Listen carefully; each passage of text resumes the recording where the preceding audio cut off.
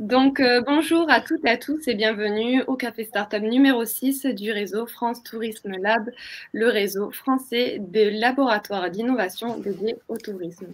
Donc, ce Café Startup a vocation à vous présenter 3 startups du réseau France Tourisme Lab qui améliorent l'expérience utilisateur via le marketing et la data. Donc, ce webinaire est bien sûr enregistré en live et pourra être revisionné sur la chaîne YouTube de la DGE. Donc, pour parler un peu plus de France Tourisme Lab, c'est en effet une dynamique de réseau pilotée et animée par le ministère de l'Économie, des Finances et de la Relance, qui réunit en tout 7 incubateurs et accélérateurs dédiés au tourisme français. Donc, ils ont vocation à accompagner les startups et également à répondre à l'ensemble de vos questionnements à vous, professionnels du tourisme, et à vous accompagner dans votre démarche justement d'innovation. Donc, ces laboratoires sont réunis à Paris, mais aussi dans 6 autres régions françaises. Donc, n'hésitez vraiment pas à prendre contact avec eux et vous retrouvez toutes les informations nécessaires donc, sur le site entreprise.gouv qui est le portail de la DGE. Donc, je vais vous l'envoyer dans le chat juste après. Par rapport à moi, je m'appelle donc Aurélie Maté, chargée de projet France Tourisme Lab à la sous-direction de la DGE, et j'ai le plaisir de vous présenter ce webinaire accompagné d'un de nos labs, le No Tourisme Lab, représenté par Laura Bonnet, puis Aude Apio, chef de projet France Tourisme Lab. Donc voilà, ne manqueront pas de se présenter et je leur laisse sans plus attendre la parole pour vous présenter nos 3 startups ici présentes. Bon webinaire à tous.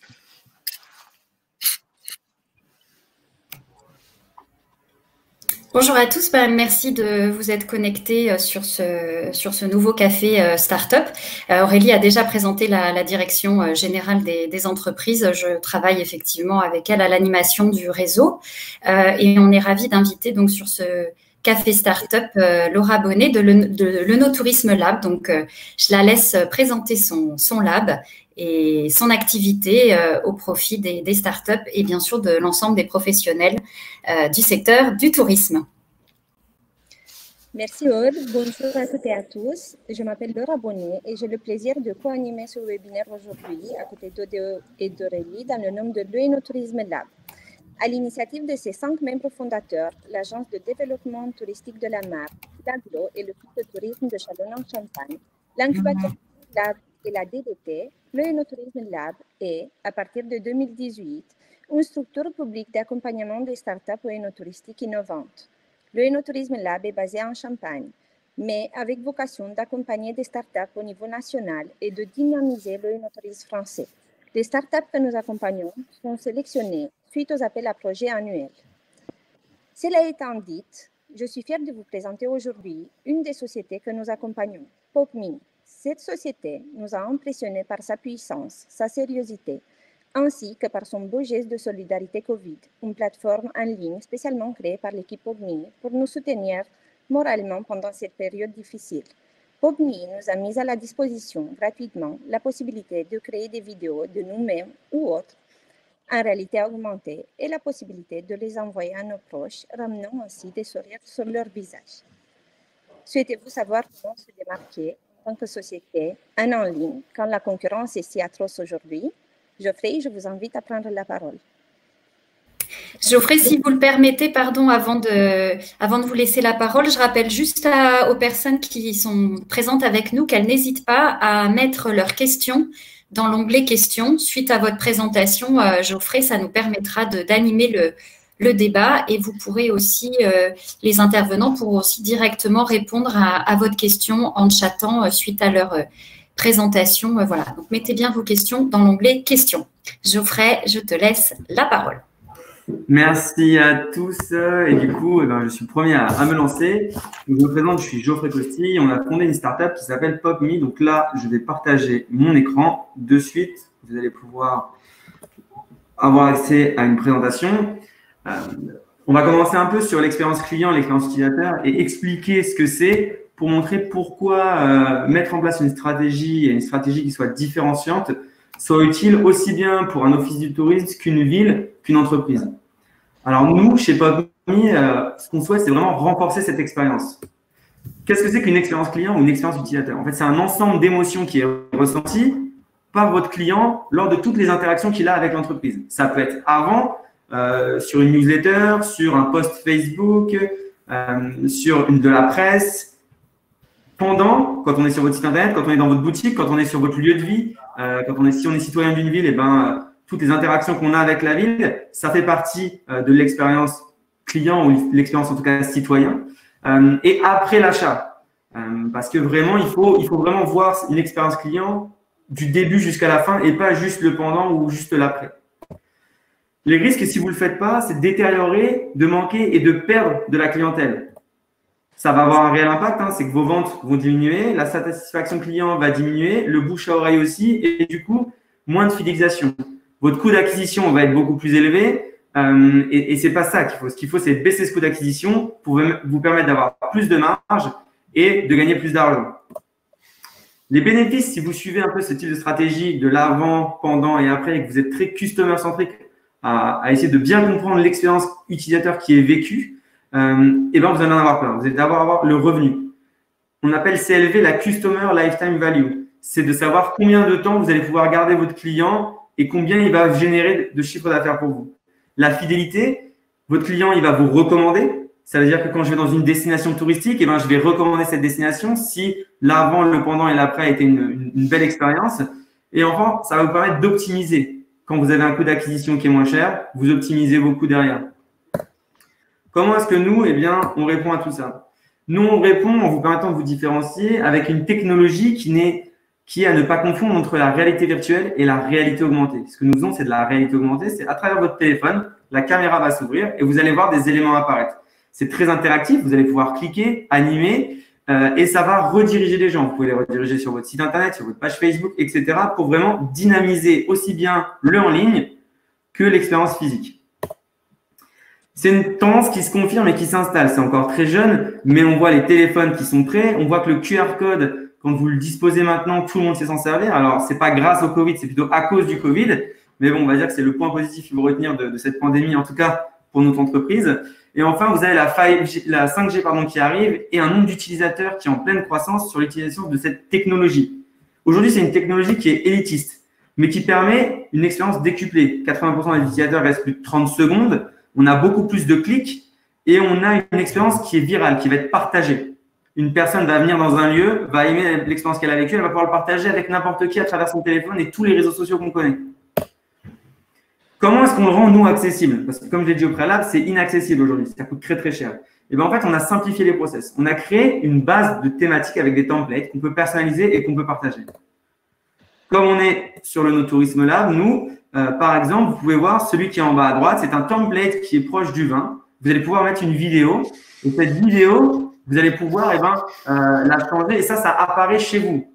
J'achète une bouteille de vin en Champagne, je rentre à Paris, je scanne et hop, j'ai cet univers qui apparaît devant moi avec le maître de cave qui me parle et qui m'explique comment boire son vin. Mais ça, c'est applicable vraiment pour tout. Parce qu'un QR code, ça peut se disposer sur un produit, mais ça peut se disposer aussi dans une ville, ça peut se disposer dans un monument, dans un hôtel. Et je vais vous expliquer 2-3 cas après. Ça, c'est un exemple encore client avec Ruinart. Là, c'est vraiment comment j'apporte une expérience qui soit qualitative, dans laquelle je puisse intégrer mon propre message pour remercier un proche et lui dire bon anniversaire, un peu ce qu'a pu mentionner Laura au préalable, où vous apparaissiez pendant le Covid chez vos proches et du coup, on essayait de minimiser l'impact de la distanciation sociale. Un cas d'usage un peu simple qu'on fait avec Lactalis, vous allez dans le merchandising vous allez dans un hypermarché, pardon. Vous avez du merch dessus, vous avez ces petits objets disposés. Vous pouvez scanner et on vous apporte de la gourmandise pour les crèmes fouettées. On vous apporte de l'information pour choisir votre beurre. Et c'est vraiment d'apporter de la valeur. Et ça, c'est vraiment l'impact marketing. Parce que peut-être ça va vous coûter cher à générer cette valeur-là, mais derrière, votre chiffre d'affaires va croître. Donc, l'importance d'optimiser tous ces coûts-là et d'avoir une vraie stratégie marketing. Un autre cas d'usage avec la durée, vous achetez un macaron chez la durée, vous vivez une expérience, vous pouvez enregistrer votre propre message et après, il apparaît chez vous en réalité augmentée.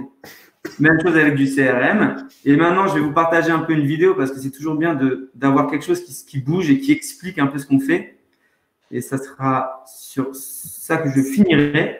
Donc, vous voyez, j'ai un QR code par terre. Je l'active. Et là, je suis toujours sur une expérience. Donc, vous avez vu, il n'y a pas besoin de télécharger l'application numérique. Ça fonctionne sur tous les téléphones sur le marché aujourd'hui. Et donc là, je fais apparaître devant moi un cadeau. Je le positionne un peu comme je veux. Et là, je vis une expérience en réalité augmentée. Donc, je suis dans mes bureaux. J'ai quelque chose qui apparaît devant moi. J'ai une vidéo qui apparaît avec des éléments en 3D. Hey, hey, hey, joyeux Noël, Toulouse! Et donc ça, c'est une opération qui va être mise en place pour l'agglomération de Toulouse pour remercier les gens et les inciter à leur dire que même dans une période du Covid, eh ben, il faut garder espoir et il faut continuer à avancer. Et donc ça va être disposé dans toute l'agglomération par terre, voilà, pour apporter une expérience. Cette expérience, on peut la partager, comme vous avez pu voir à la fin de la vidéo.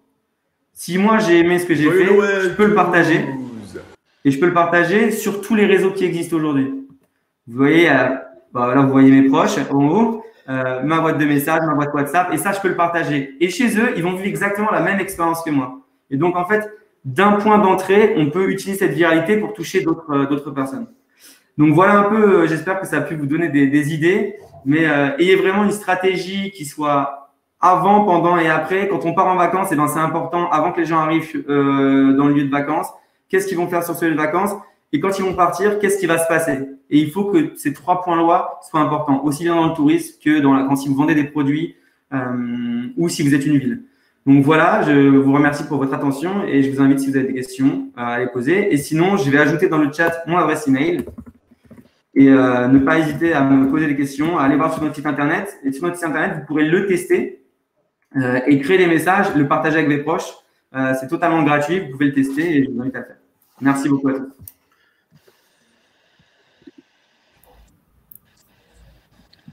Merci Geoffrey. Regardant ta présentation, est-ce que tu pourrais nous donner une idée des coûts? Les coûts, eh ben, les coûts aujourd'hui, avant, il y a une semaine, on avait un coût de setup qu'on vient d'enlever.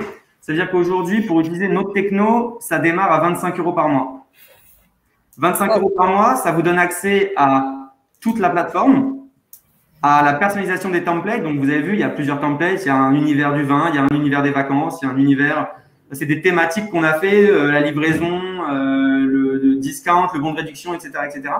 Vous avez accès à tout ça. Vous pouvez les personnaliser. Tout ça, ça reste gratuit. C'est-à-dire que vous pouvez changer les couleurs, vous pouvez mettre votre logo, mettre des liens cliquables qui vont rediriger vers votre site internet pour faire du drive to web, pour mettre plus de likes sur vos pages Facebook, etc. Ça, c'est la version qui est incluse dans les 25 € plus 500 personnes qui vont pouvoir vivre cette expérience. Si jamais c'est pas assez parce que vous êtes une ville ou parce que vous êtes un office de tourisme et que vous voulez faire ça à plus grande ampleur, eh ben on a des forfaits qui vont être des abonnements qui vont être supérieurs. Pour 50 €, c'est 1500 personnes qui vont pouvoir vivre cette expérience, etc., etc. Donc, c'est très accessible. Aujourd'hui, on a 70% de notre chiffre d'affaires de grands comptes et on a 30% de chiffre d'affaires qui est pour de la start-up. On a des boulangers. On a rendu accessible une techno qui ne l'était pas, parce que une techno comme celle-ci aujourd'hui sur le marché coûte entre 30 et 50 000 € si vous voulez le faire pour vous. Nous, on le rend accessible et ça commence à 25 € par mois. Merci, c'est très intéressant. Comme Maud a dit une autre fois, vous avez démocratisé l'accès à la réalité augmentée. C'est vraiment l'objectif. L'objectif, c'est de devenir un peu le Wix de la réalité augmentée. Alors, je ne sais pas si Wix, ça vous parle. C'est une plateforme qui permet de faire des sites internet très simplement. Nous, ce qu'on veut, c'est rendre accessible un outil qui, on le voit, a beaucoup plus d'engagement, beaucoup plus d'interactivité, apporte de la valeur, surprend. Et du coup, entre 2 bouteilles de vin ou entre 2 lieux de vie, vous allez peut-être plutôt vous rappeler du lieu où vous avez une expérience unique. Et PopMe permet d'avoir cette expérience unique. Ok.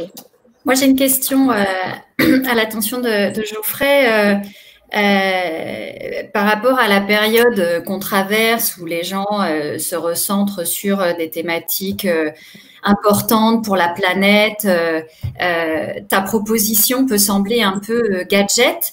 Moi, ce que j'aimerais, c'est que tu nous expliques comment tu es venu, toi, à développer ce produit, à quel enjeu ça répond et peut-être à quelle cible particulière. Peut-être que selon voilà, notre culture ou notre âge, je ne sais pas, on peut être sensible plus ou moins à ça. Voilà, comment ça t'est venu et pourquoi c'est important de se doter d'une solution comme la tienne? Alors, comment ça nous est venu, nous, mes associés et moi-même, on a créé plusieurs boîtes, on a beaucoup voyagé aux US, à la Silicon Valley, etc. Et on s'est rendu compte que notre première boîte, elle n'était pas scalable. Ça veut dire elle pouvait pas grossir rapidement. Et en plus, à chaque fois, on nous demandait la même chose, c'est de dire on veut on aime l'expérience, mais on n'aime pas avoir du hardware. Donc on s'est dit, on va enlever le côté hardware et on va faire une expérience qui soit full web et qui soit accessible sur n'importe quel téléphone portable. Pourquoi on fait n'importe quel téléphone portable? Parce qu'aujourd'hui, vous m'avez dit la segmentation, la cible, est-ce que c'est le petit qui a 5 ans? Est-ce que c'est la grand-mère qui en a 80? En fait, notre techno, elle est utilisée aujourd'hui, alors avec un plus grand nombre chez les jeunes, mais elle est aussi beaucoup utilisée chez les personnes âgées. Pourquoi? Parce que quand vous recevez un message de votre proche, aujourd'hui, si je vais envoyer un message à ma grand-mère, il faut qu'elle télécharge Instagram ou Snapchat. Si elle n'a pas ça, elle ne peut pas vivre l'expérience. Nous, on a enlevé ces barrières-là. Ça veut dire que moi, j'ai Snapchat, que mon petit frère, il est TikTok, que sa petite sœur, elle est Yubo, parce que chacun a sa plateforme en fonction de son âge. PopMe, ils vont pouvoir l'utiliser. En Asie, c'est WeChat. C'est pas grave. WeChat va détecter le QR code, va détecter le call to action, il va pouvoir vivre les mêmes expériences. Donc, nous, on n'a pas cette vocation à dire on cible une population au niveau de l'âge. Pas du tout. Nous, au contraire, on cible des gens qui ont un smartphone. C'est-à-dire 3,4 milliards de personnes, je crois, en ce moment sur la Terre, qui ont un smartphone. Après, sur le côté pourquoi aujourd'hui on veut du green, c'est super. Et nous, c'est dans ce sens-là qu'on va. C'est que nous, ce qu'on veut, c'est enlever les écrans publicitaires qui, en fait, sont ultra agressifs et en plus pas engageants. Ça veut dire que c'est de la publicité passive. Mais si on met des QR codes à la place, un QR code en énergie, c'est quasiment zéro. Enfin, c'est pas zéro, mais c'est très faible parce que c'est qu'une impression. On peut le laisser. C'est dynamique. Ça veut dire qu'on peut laisser un même QR code 100 ans et changer tous les jours ce qui est dedans. Ça veut dire qu'en termes d'impact, d'impression ou autre, c'est faible parce que vous le faites qu'une fois, vous le faites pas 50 fois d'affilée. Et en plus de ça, c'est engageant parce que c'est que si la personne fait la démarche de sortir son téléphone et d'aller le scanner. Donc, en termes d'impact sur la planète, c'est très faible. A contrario, un Snapchat ou un Instagram, quand vous laissez votre story en ligne, cette story, elle est mise sur des serveurs et à chaque fois qu'elle est consultée ou qu'il y a quelqu'un qui like, c'est de la consommation d'énergie. Donc, notre objectif aussi, c'est malgré tout, ça reste quelque chose qui peut penser gadget. Après, c'est parce qu'on a eu beaucoup cette impression-là, parce que ce que faisaient avant ou nos concurrents, c'est très gadget, c'est un Mario qui fait comme ça. Là, l'objectif, c'est que ce soit interactif, que ce soit scénarisé et ça apporte de la valeur. On n'ira jamais mettre une bannière basique en réalité augmentée parce que ça sert à rien. Alors, je sais pas si j'ai répondu vraiment à la question, mais en tout cas, j'ai essayé. C'est super intéressant justement de voir comment effectivement l'innovation dans le côté de en utilisant ces nouvelles technos permet aussi d'une certaine manière de rationaliser et de faire qu'il y ait moins de publicité invasive et d'écran. Donc ta précision en ce sens est hyper intéressante. Et j'ai là tu me laisses juste 30 secondes, c'est qu'aujourd'hui l'impression de papier et le recyclage, l'encre c'est super important. Ça veut dire que quand vous avez un papier, vous avez une box qui va être grosse. Pourquoi on fait des box grosses? C'est parce qu'on va pouvoir mettre du marketing dessus, on va pouvoir packager tout ça, ça va donner envie d'être acheté. Aujourd'hui, on essaie d'avoir des packagings qui sont minimalistes, mais plus c'est minimaliste, plus c'est écrit en tout petit, plus c'est invisible. Et en fait, on peut transformer ces informations qui sont sur un packaging, on peut les transformer en digital et du coup permettre un meilleur recyclage et derrière avoir un packaging qui est moins gros. Et en fait, ça a aussi une vocation de dire, si vous voulez de l'information, vous scannez le QR code, vous n'avez pas une information en patte de mouche, vous avez une vidéo en réalité augmentée qui apparaît et qui vous explique la posologie d'une crème en santé, par exemple. Parce que je ne sais pas si vous avez déjà essayé de chercher tous les effets, etc. d'une crème et comment on la pose. C'est une horreur, c'est un petit truc qui est grand comme ça, c'est des pattes de mouche.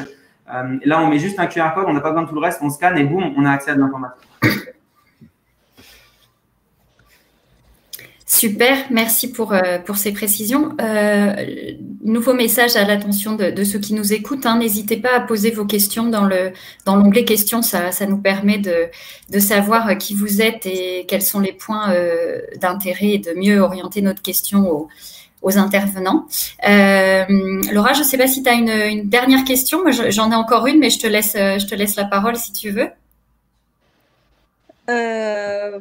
Oui, j'ai aussi une dernière question. Est-ce que tu aurais un exemple, Geoffrey, de retour d'expérience client, peut-être, que ce soit dans le client B2B ou que ce soit dans le client B2C? Ouais, bah là aujourd'hui par exemple, on a lancé sur la Suisse. Donc on a comme client Manor. Manor, c'est l'équivalent des Galeries Lafayette. C'est une soixantaine de gros department stores en Suisse. Et on a mis en place cette expérience de j'achète un cadeau, on me donne une carte cadeau, je scanne cette carte cadeau, je me prends en vidéo. Cette vidéo, elle est encodée dans le QR code. Je donne mon cadeau à mon proche. Et quand il scanne ce QR code, eh ben, j'apparais chez lui et je lui souhaite un joyeux anniversaire, un joyeux Noël, etc. Et ce qu'on voit aujourd'hui, c'est que nos clients B2B, donc Manor, sont super contents parce que l'expérience, elle est simple, il n'y a pas de friction de téléchargement d'applications numériques, etc. C'est très simple à mettre en place. Et derrière, les clients Manor, et là on le voit hein, parce qu'il y a des retours sur Facebook ou des commentaires où les gens sont super contents. Quand vous avez des personnes âgées qui sont jamais très techno, qui scannent juste un QR code et qui voient apparaître un truc devant eux avec le message de leur petit-fils ou peu importe, et ben en fait, il y a une émotion qui est créée qui est plus forte qu'un tout petit mot qui est écrit à la main. Et ça, ce qui est bien, c'est que la marque, elle le voit, elle le sait et elle a des retours de ses clients. Donc, ça, c'est en gros un retour qu'on a eu cette semaine qui est quand même super intéressant parce que à travers Manor, on a réussi à faire vivre une émotion entre une personne qui a acheté un produit et la personne qui l'a reçu. Et ça, c'est super important. Merci beaucoup, Geoffrey. Est-ce que tu peux nous dire, Geoffrey, rapidement les cibles B2B là, que tu vises à court terme? Qui est-ce que tu as envie qui viennent vers toi? Bah, nous, ce qu'on recherche en ce moment, c'est des agences qui vont aider des entreprises sur le territoire parce que c'est toujours compliqué d'aller chercher des marques, surtout dans le tourisme. Il y a plein de choses. Donc, nous, on cherche des agences qui ont le portfolio et qui ont déjà en client ces acteurs du tourisme. Ça serait un des premiers acteurs avec qui on aimerait interagir parce que ça nous permet, nous, de facilement avoir une croissance forte. C'est qu'une agence peut me rapporter peut-être 10 clients, alors que moi, si je dois aller chercher 10 clients, ça va être beaucoup plus long. Donc, c'est vraiment une des cibles qu'on recherche. Et après, on recherche aussi tout ce qui est office de tourisme, CRT, ville, parce qu'on se rend compte d'une chose, c'est qu'on est dans une période qui est une période très complexe. Les gens dans la rue ne comprennent pas toujours ce qui se passe. La pandémie change toutes les semaines, il y a de confinement, etc. Et en fait, on est dans une phase où les citoyens français sont assez tristes. Maussade, c'est pas la joie. Et en fait, on se rend compte que les villes ont besoin d'apporter de la bonne humeur, faire vivre des expériences intéressantes, toujours dans le respect des règles de la pandémie. Et le QR code et la réalité augmentée, bah, le QR code, c'est j'utilise mon téléphone, donc je touche à rien. Je vis quelque chose et je peux avoir un message du maire, je peux avoir un message de la communauté qui m'explique ce que je peux faire, ce que je ne peux pas faire. Et il le fait de façon ludique. Et ça, je pense que c'est important parce qu'une pancarte collée à l'arrache, c'est pas toujours top. Alors que si je scanne et que je vis quelque chose et que c'est ma ville qui me donne ce service, on voit en tout cas, nous, on a fait des tests et il y a des retours qui sont très positifs, quoi. Donc, c'est un peu, voilà, agence marketing et ville, communauté d'agglomération qu'on aimerait, qu'on recherche. Super, bah merci Geoffrey pour t'être livré au jeu et avoir apporté tous ces compléments d'informations qui voilà, permettent aussi de mieux présenter ta solution par rapport aux grands enjeux. Donc merci. Tu as dit que tu devais bientôt nous quitter, donc voilà, on te laisse te déconnecter quand tu veux. Et puis, du coup, Laura, on donne la parole à la deuxième start-up, si ça te va? Oui. Alors, Xenia, donc Ariane qui est connectée avec nous, présente sa société comme le GPS des expériences qui localise les offres dans l'espace des émotions et qui vous permettent de guider vos prospects. Si vous allez sur le site de la start-up, vous découvrirez un environnement assez onirique, design et très philosophique. Alors du coup, Ariane, moi je suis ravie de t'inviter sur ce café start-up pour comprendre ce qui se cache derrière la philosophie et la raison d'être de ta start-up. Merci beaucoup Aude, c'est gentil comme introduction. Bonjour à tous, donc je me présente, je vais lancer en même temps, j'ai du mal à faire deux choses à la fois, donc je vais partager ma présentation. Elle ne s'affiche pas. Il ne s'affiche pas. Pourquoi elle ne s'affiche pas? Ça met peut-être un petit peu de temps à se lancer. Tout à l'heure, elle s'était affichée tout de suite. Alors, pourquoi elle ne s'affiche pas? Partager un média.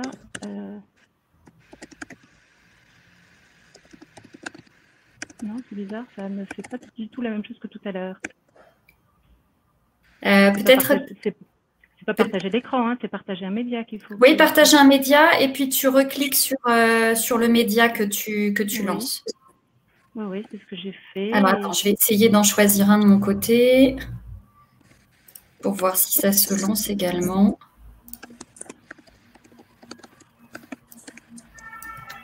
Non, a priori, on a un peu de mal à partager les médias. Alexandra, qui a la technique pour nous aujourd'hui. Alors, moi, j'ai réussi à repartager un média. Vas-y, essaye, Ariane, pour voir si ça va mieux.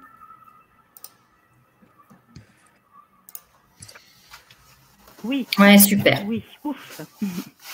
Donc, je me présente. Donc, Ariane Flao, je suis cofondatrice de la société l'Aleph. Et là, je vais vous parler de notre innovation qui s'appelle Xenia. Alors, si on part du thème de ce café startup, c'était l'amélioration de l'expérience utilisateur via le marketing et la data.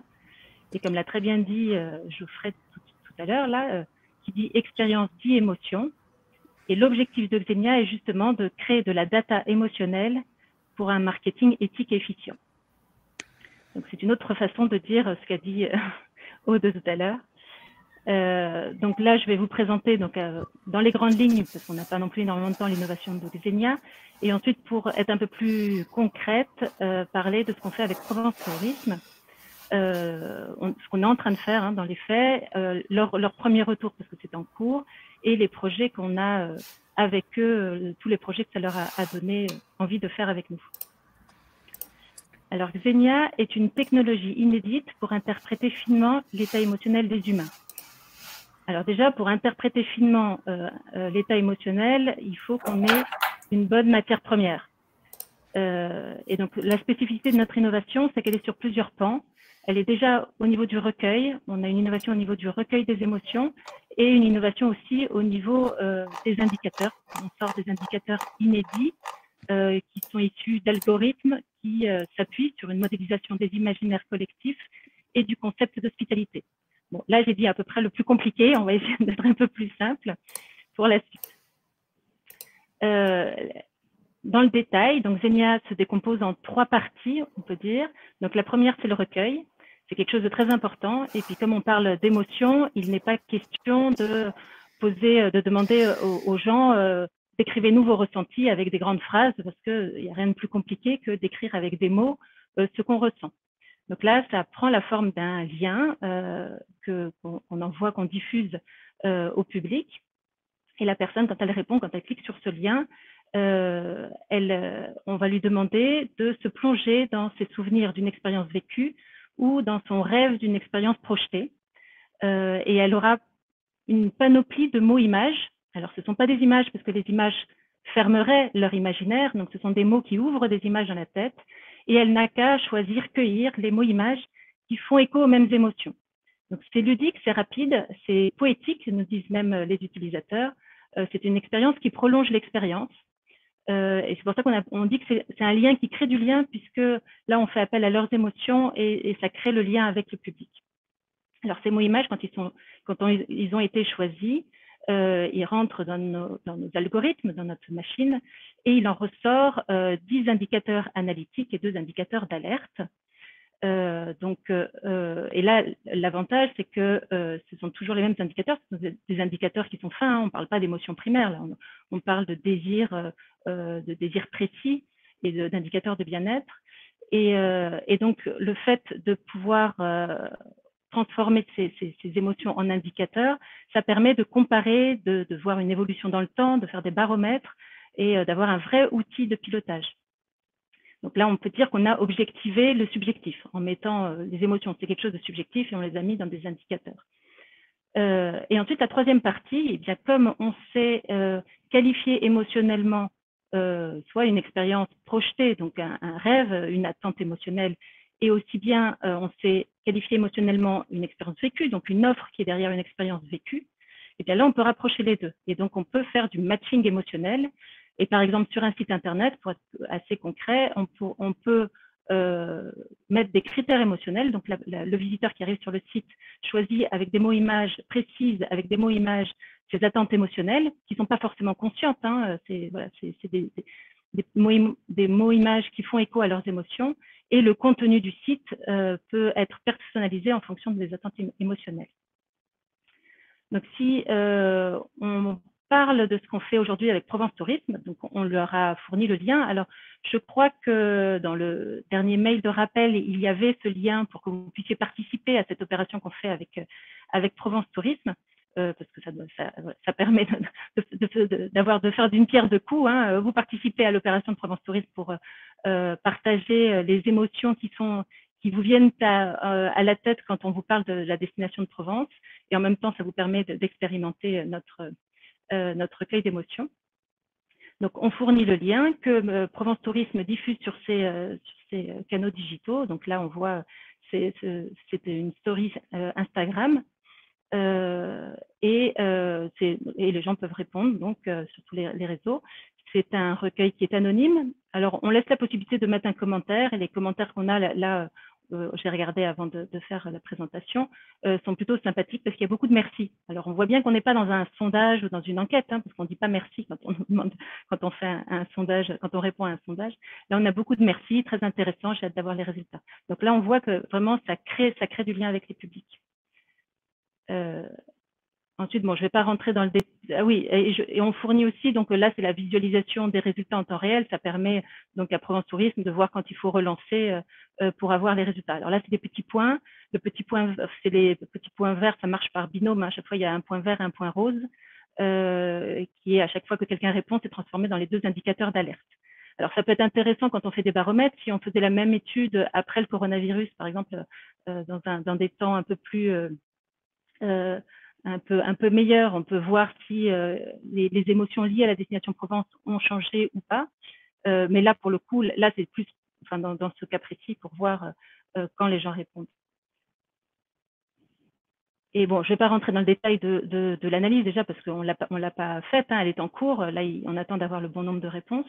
Mais en regardant très rapidement, ce qu'on voit comme, ce qui ressort comme les désirs les plus importants, les plus prédominants dans les réponses, c'est tenter l'inconnu et habiter l'instant. Et là, on voit qu'on est sur autre chose que l'image universelle de la Provence. On est sur quelque chose de beaucoup plus intime comme indicateur, c'est un autre regard sur la destination Provence, donc un terrain d'aventure personnelle, une rencontre vibratoire. Ça complète une image de marque avec des choses plus intimes. Donc les retours de Provence Tourisme aujourd'hui, donc on n'a pas, comme je vous le dis, on n'a pas fait encore l'analyse, donc on ne parle même pas des résultats de l'analyse, c'est qu'ils ont bien le sentiment que ça renforce le lien avec les communautés digitales, avec une prise de parole différente, plus engageante. Donc là, on n'est pas dans le pouce levé, le like, les étoiles, on est dans quelque chose de beaucoup plus consistant et beaucoup plus émotionnel, où on laisse la possibilité d'exprimer ses émotions. Et que ça les positionne aussi comme un acteur de l'innovation auprès des partenaires B2B. Et les projets qu'ils imaginent déjà pour la suite, ce sont des exemples, hein, c'est par exemple de mesurer l'impact émotionnel de leurs actions de façon plus spécifique sur les événements. Ils nous ont parlé d'une opération qui a très bien marché l'été dernier, qui était les dîners insolites, qui avait été très bien vécu avec beaucoup d'émotions. Et donc, pourquoi pas capitaliser sur cette expérience qui avait été faite et de la prolonger en envoyant, disons, les mails de tous les participants, en leur envoyant ce recueil d'émotions par mail, ce qui permet d'entretenir une relation privilégiée avec leur public. Une autre piste, c'est ils proposent des audits touristiques aux communes du département et c'est de compléter ces audits touristiques avec ce volet émotionnel. Bien sûr, d'enrichir leur charte éditoriale qu'ils partagent en interne et en externe pour la production de contenu. Et ils ont un projet un peu plus tech qui est de mettre dans leur site web Xeniari, donc notre recueil d'émotions, pour pouvoir permettre une recherche avec des critères émotionnels et d'avoir du contenu qui est personnalisé en fonction des attentes émotionnelles. Donc la mise en œuvre est très simple. Donc on fournit un lien qui est personnalisable sur les couleurs et l'image. On fournit le lien qui est à diffuser sur les réseaux du client. On se met d'accord sur un nombre de réponses. Donc là, avec Provence Tourisme, c'est 100 réponses. Et donc Provence Tourisme, donc le client peut visualiser sur le petit graphique en temps réel combien de personnes ont répondu. Et quand on arrive au bout du nombre de réponses visées, eh bien nous faisons l'analyse. Donc il faut à peu près 10 jours ouvrés pour faire l'analyse. Et on fait une restitution avec un rapport d'une 30aine de pages sur cette analyse de l'attachement à la destination, cette analyse émotionnelle, et une réunion de restitution. Donc le prix est de 5 400 €, donc c'est bien moins élevé qu'une étude quali, et on a des résultats de la profondeur d'une étude qualitative. Et avec aussi l'avantage de pouvoir la refaire, ce qu'on ne peut pas vraiment faire avec une étude quali, c'est que ça ne peut pas faire office de baromètre, alors que là, on peut l'utiliser comme un baromètre et voir le climat émotionnel tous les trimestres, tous les ans, enfin pour voir comment ça évolue.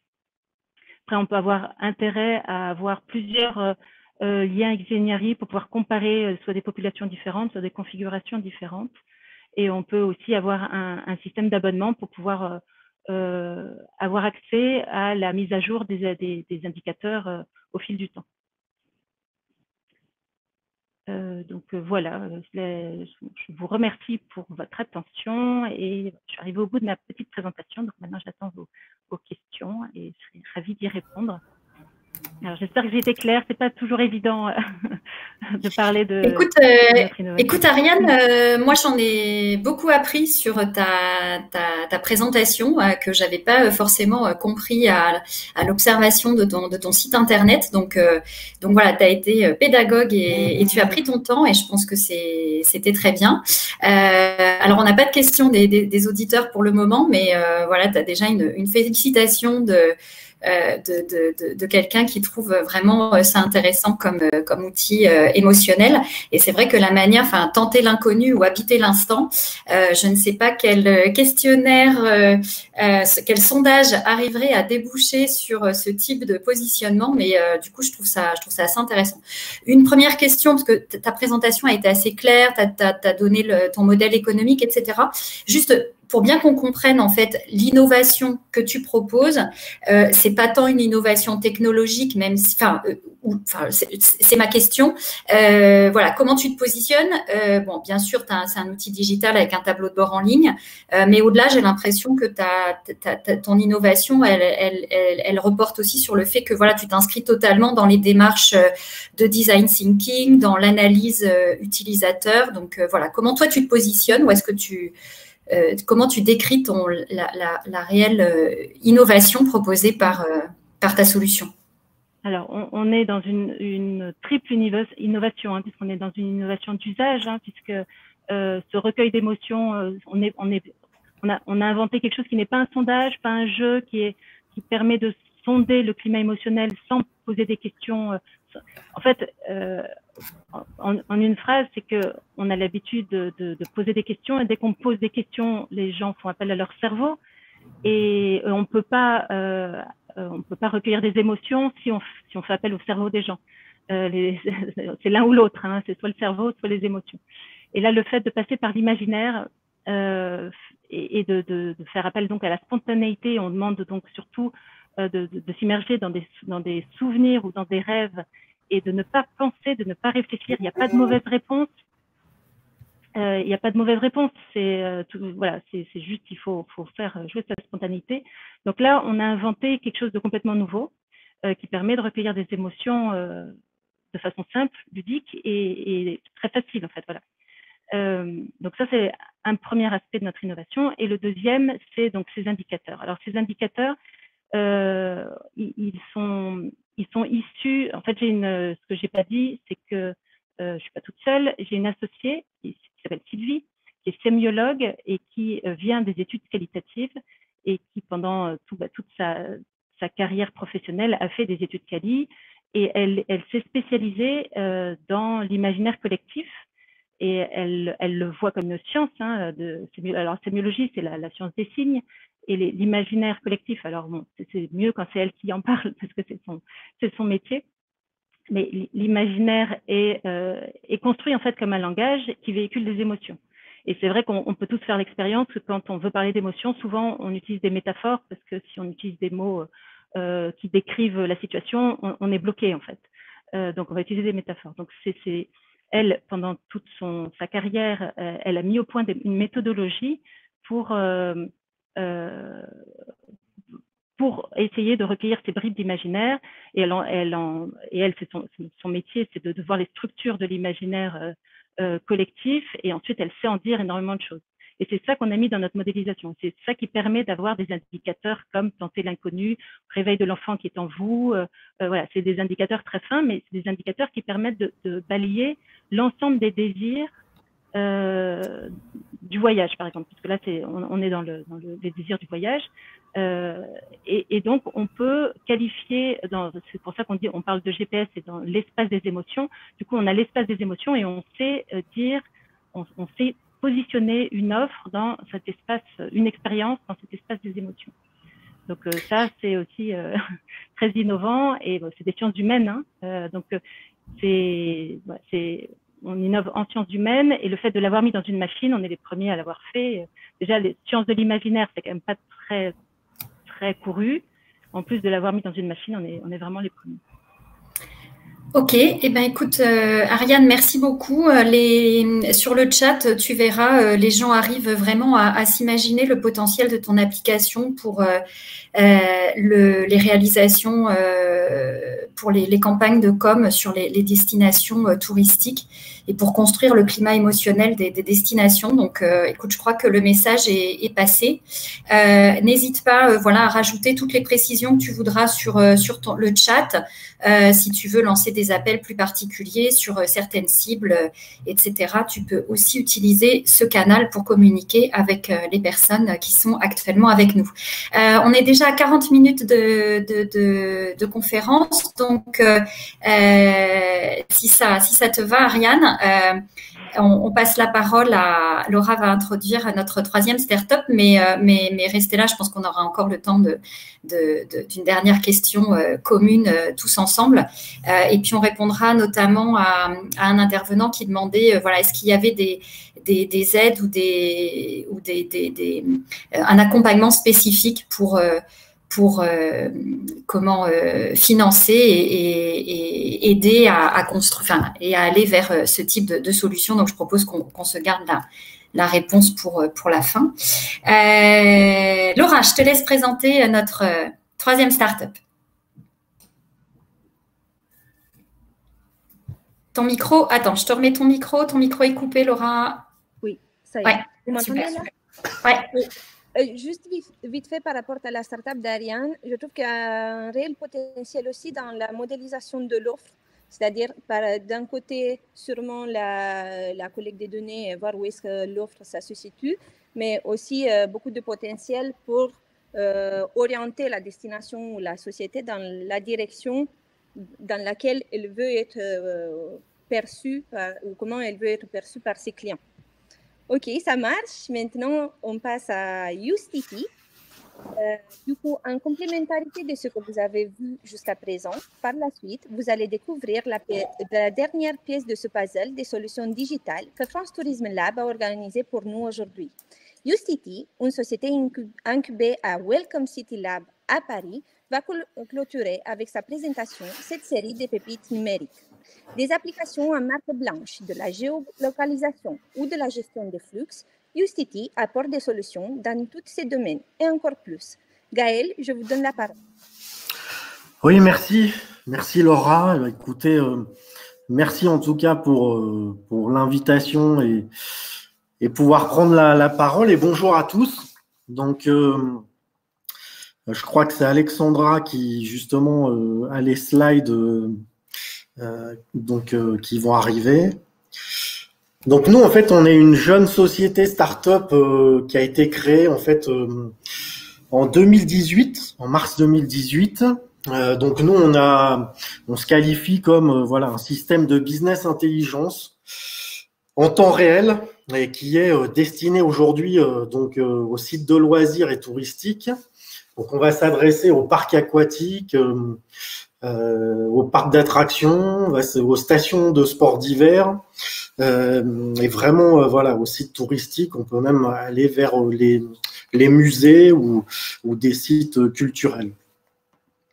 Donc on peut passer la slide. Donc comme je disais, en fait, on est né en 2018, depuis 2 ans, donc on a bien avancé.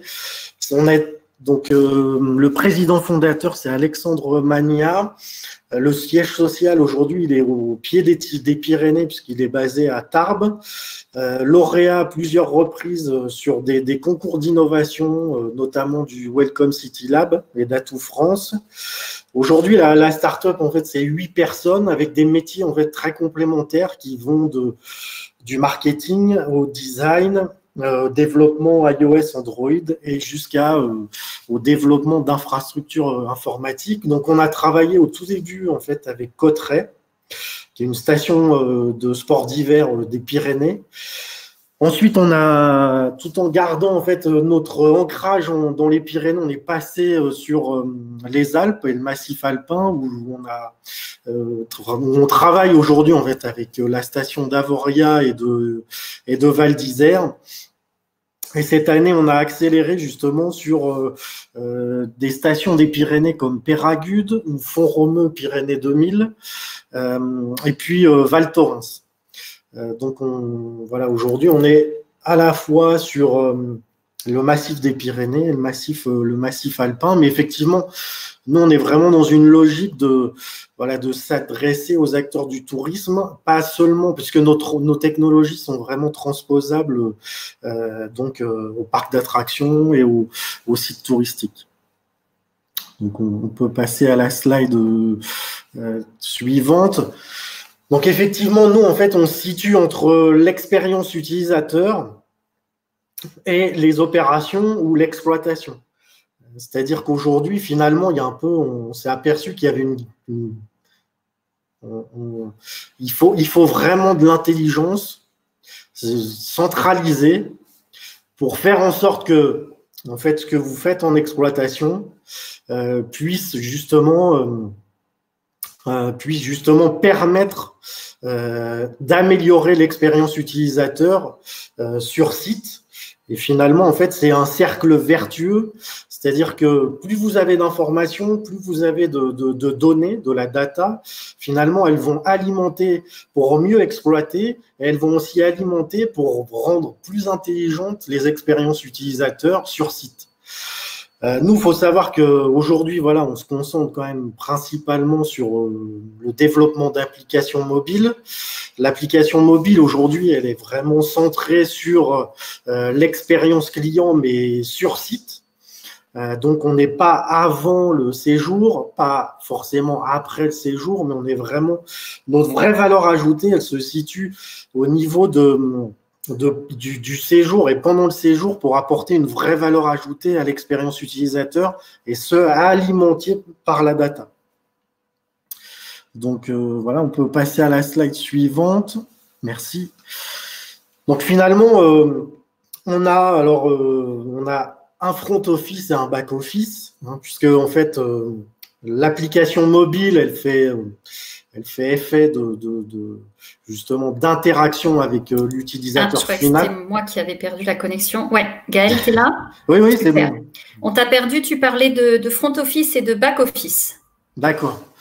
Voilà, donc en fait, le front office c'est l'app mobile qui aujourd'hui, nous, on a pris vraiment le parti d'être en marque blanche pour qu'elle soit vraiment brandée aux couleurs de la destination. Et donc, en fait, nos technologies, elles s'appuient sur les technologies innovantes du téléphone et pouvoir justement que l'utilisateur puissent utiliser ces fonctionnalités. Et en back-office, on a un outil d'analyse, d'intelligence qui permet d'analyser les flux, de mieux connaître son client ou son pratiquant et de mieux piloter son activité. Alors, par exemple, je vais donner un exemple sur les fonctionnalités dans l'application mobile. Donc, on en parlait. Par exemple, c'est la gestion des flux. Via la géolocalisation, on arrive effectivement à voir les flux des skieurs ou voir les flux des visiteurs sur un site. On peut potentiellement les réorienter vers une autre attraction ou vers une autre partie du domaine. Et puis aussi, ça nous permet à l'exploitant de se dire, de connaître parfaitement en fait l'exploitation de son domaine et de savoir où passent les skieurs, quels sont, mais vraiment avec précision finalement, où sont les plus grandes, les pistes qui sont les plus utilisées. On a un module de statistiques à l'intérieur de l'application mobile. Donc, le skieur peut avoir accès au temps parcouru, enfin au temps qu'il a passé à skier, les kilomètres parcourus, quelle piste il a pris. Enfin, il a vraiment des stats à vitesse moyenne.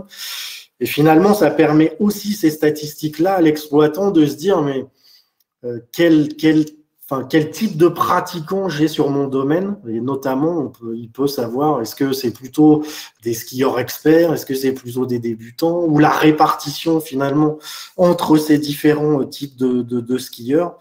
Donc voilà, finalement en fait on est vraiment central entre un outil back-office et du front-office avec l'utilisateur et rendre en fait via la data l'expérience, maximiser l'expérience et l'optimiser pendant le séjour. Voilà, on peut passer à la slide suivante. Là, on présente rapidement notre offre. Donc, l'idée, c'est donc des solutions mobiles via le développement d'apps mobiles et notamment sous iOS, Apple et Android. On a aussi, on installe sur les domaines skiables ou dans les sites touristiques des points photos et des points vidéo. Qui permettent justement d'avoir une photo scénarisée et on peut la prendre en fait via l'application mobile. On lance l'outil caméra ou vidéo ou photo et on peut avoir donc sa vidéo et sa photo souvenir dans l'application et après on peut la partager à sa communauté. Ensuite, on a un nouveau système qu'on lance cette année, en fait, qu'on a appelé Click and Enjoy. C'est une offre de service. On connaît Click and Collect. Et nous, on est vraiment dans le Click and Enjoy, c'est-à-dire de dire j'achète mon billet ou mon forfait dans l'app. Et ensuite, je peux bénéficier de services additionnels directement dans l'app ou je peux acheter directement in-app. Et ensuite, donc, je peux consommer soit mon ski, parce que, par exemple, j'achète mon forfait, je vais à une borne dédiée, par exemple, un snowpark. J'achète mon forfait snowpark, je vais à la borne dédiée au snowpark et j'accède au domaine skiable plus rapidement. J'ai plus d'attente en billetterie. Je simplifie et je gagne du temps pour mon utilisateur. Et ensuite, la plateforme Vision, en fait, qui est une plateforme d'intelligence et ce que je disais, le back-office avec toutes les données, toute la data, en fait, emmagasinée et le challenge et le défi aujourd'hui de rendre la data intelligible pour les exploitants et pour prendre des décisions, rendre le pilotage de l'activité intelligente. Voilà. J'en ai fini avec ma présentation. J'espère avoir été clair. Et s'il y a des questions, ravi de pouvoir répondre.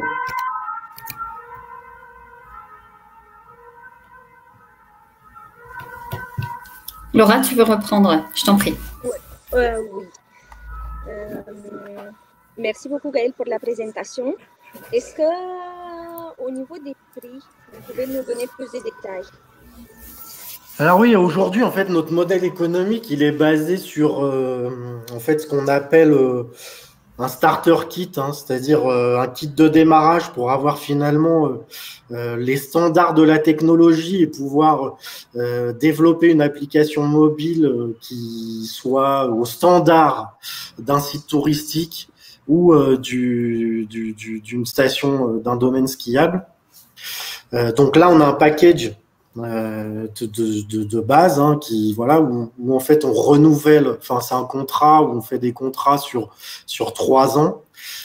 Donc notre starter kit, il part d'un budget d'environ 25 000 euros.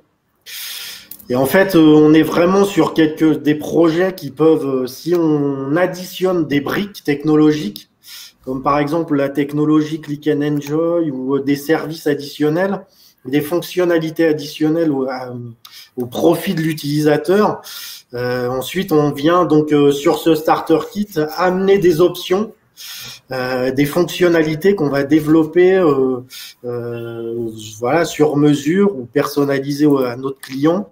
Et donc là, on a un budget additionnel et les budgets, ils peuvent aller jusqu'à 100 000 euros. Hein. Ok, ok. Aude, est-ce que tu aurais des questions, peut-être?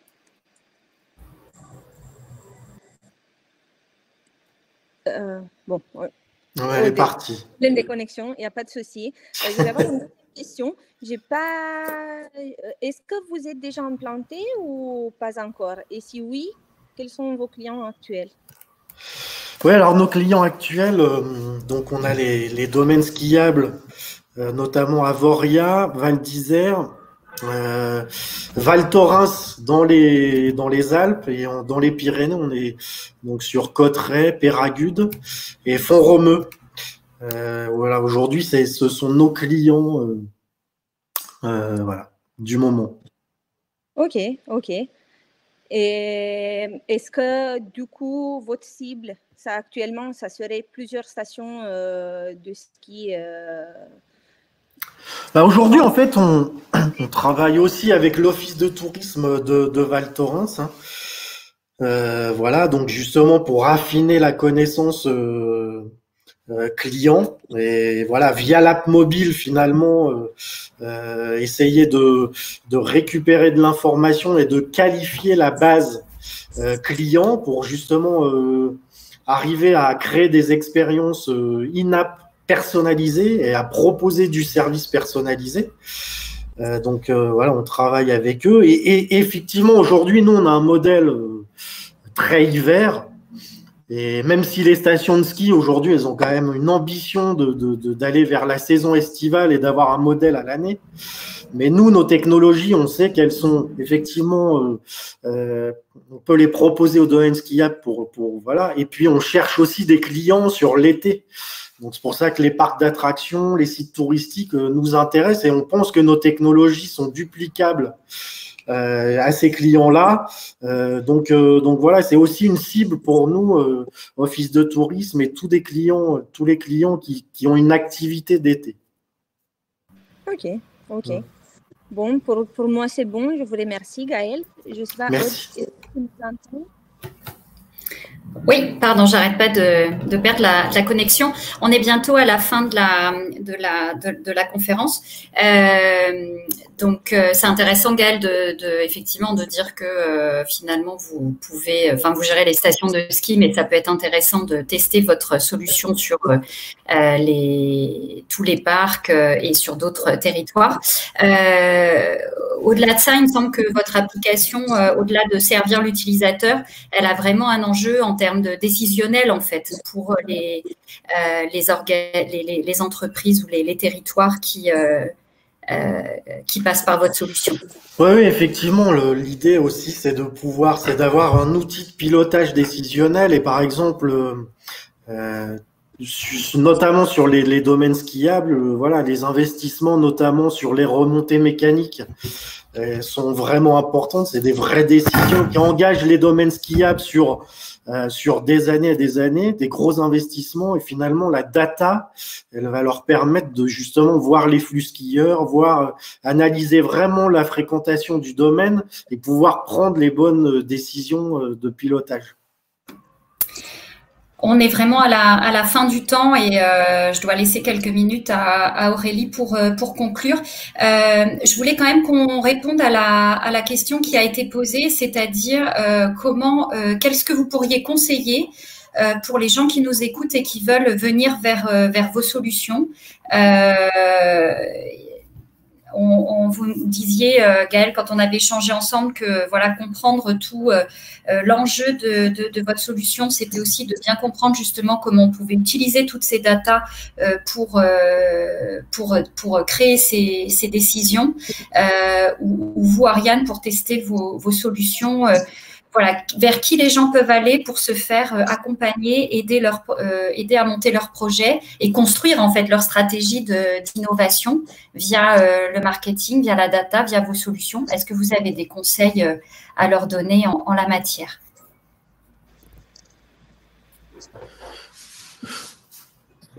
Ou est-ce que vous-même, vous êtes en mesure, les gens peuvent venir spontanément vers vous, oui, les aider justement à comprendre, avant de se lancer, l'intérêt de passer par des solutions telles que la vôtre?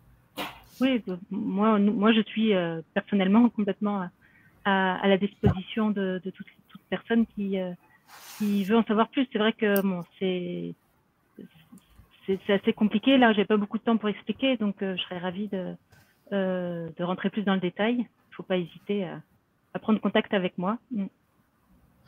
Oui, également, moi je laisse mon adresse email dans le chat et on sera ravis effectivement de pouvoir échanger effectivement. Très bien, super. Et puis, je rappelle à tous ceux qui nous écoutent que pour justement piloter et être sensibilisés aux nouvelles pratiques digitales dans l'ensemble des secteurs, la Direction générale des entreprises porte un site qui s'appelle France Num et qui porte tout un tas d'informations, de conseils, mais aussi de fonds. Donc, voilà, vous faites France Num sur Internet, vous tombez sur le site et vous aurez des informations sur l'ensemble des dispositifs justement pour vous aider à construire votre stratégie digitale. Je laisse la parole à Aurélie pour qu'elle conclue et je profite de ce Café Startup pour remercier Aurélie pour tout le travail qu'elle a fait au sein de la direction.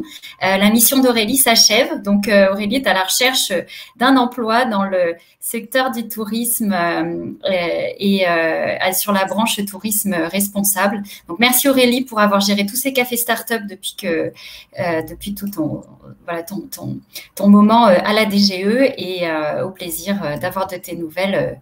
Par ailleurs, je te laisse la conclusion et merci à tous pour vos interventions et merci Laura pour cette co-animation. Donc, merci Aude, ça fait chaud au cœur, ça fait plaisir. Donc, merci à toutes les startups pour vos pitchs, la qualité donc de vos échanges. Merci aux participants, merci à Aude et Laura donc d'avoir animé ce café startup. Merci à Alexandra Chapon pour la gestion logistique. Et le prochain café startup, donc, il est prévu le jeudi 17 décembre sur le thème en fait du jeu et de la gamification. Noël arrive. Donc voilà, je vous souhaite à tous et à toutes une très belle journée et à bientôt. Merci à tous. Au revoir. Merci beaucoup. Au revoir. Merci. Merci beaucoup. Au revoir.